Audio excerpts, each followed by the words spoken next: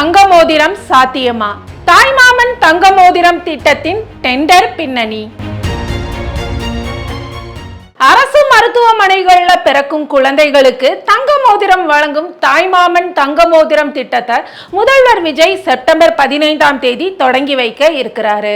இந்த திட்டத்தின் கீழே தமிழகம் முழுவதும் உள்ள அரசு மருத்துவமனைகளில் கடந்த ஜூன் 22ஆம் தேதி முதல் பிறக்கும் ஒவ்வொரு குழந்தைக்குமே 1 கிராம் தங்க மோதிரம் வழங்கப்பட இருக்கு. முதல் கட்டமாக ஜூன் முதல் செப்டம்பர் வரையிலான 4 மாதங்களுக்கு 1,28,499 மோதிரங்கள் கொள்முதல் செய்யப்பட உள்ளன. தமிழ்நாடு மருத்துவ பணிகள் கழகத்தால கடந்த ஜூலை 14ஆம் தேதி இந்த திட்டத்துக்கான டெண்டர் கோரப்பட்டது.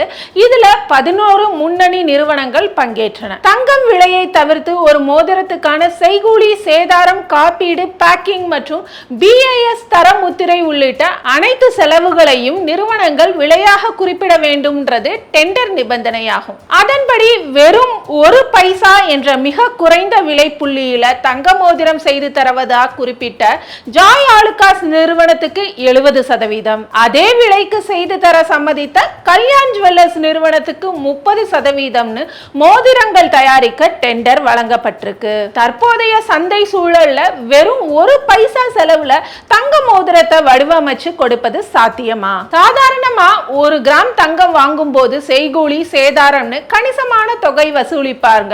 அரசு விதிமுறையின்படி ஒரு மோதிரத்துக்கு BIS ஹால்மார்க் முத்திரைக்கு மட்டுமே குறைஞ்சபட்சம் 45 ரூபாய் செலவாகும். அது தவிர பேக்கிங், போக்குவரத்து செலவு, காப்பீடு போன்ற செலவுகளையும் வெறும் 1 பைசால எப்படி ஈடுகட்ட முடியும்ன்ற கேள்விகள் எழுந்திருக்கு.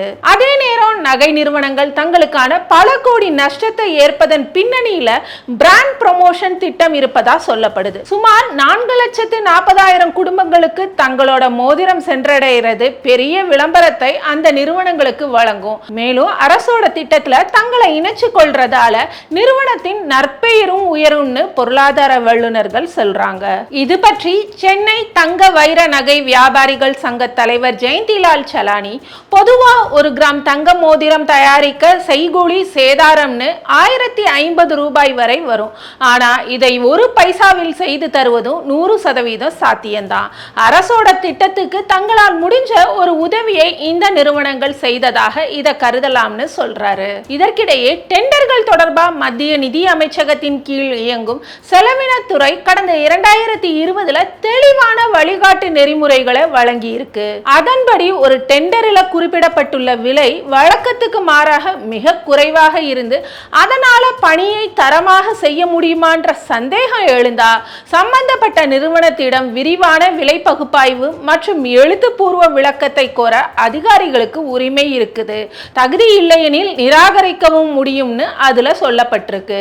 இந்த நிலையில் டெண்டர் எடுத்த நிறுவனங்கள் தங்களுக்கு ஏற்படும் நஷ்டத்தை எப்படி ஈடுகட்ட போகின்றன என்பதற்கான தெளிவான விளக்கத்தை சுகாதாரத்துறை பெற வேண்டும். அதே நேரம் நஷ்டத்தை ஈடுகட்ட தங்கத்தின் தரம் அல்லது எடையில எந்த சமரசமும் செய்யப்படலைன்றதையும் அரசு உறுதி செய்யணும். மோதிரங்களின் தரம் மற்றும் எடையை கடுமையான தரக்கட்டுப்பாடு சோதனைகளுக்கு உட்படுத்திய பின்னாடி தான் பயனாளிகளுக்கு வழங்கணும். அதே போல வெளிப்படைத்தன்மையே இத்திட்டத்தை முழுமையாக வெற்றி பெற செய்யுன்றதையும் கவனத்தில் கொள்ள வேண்டும்.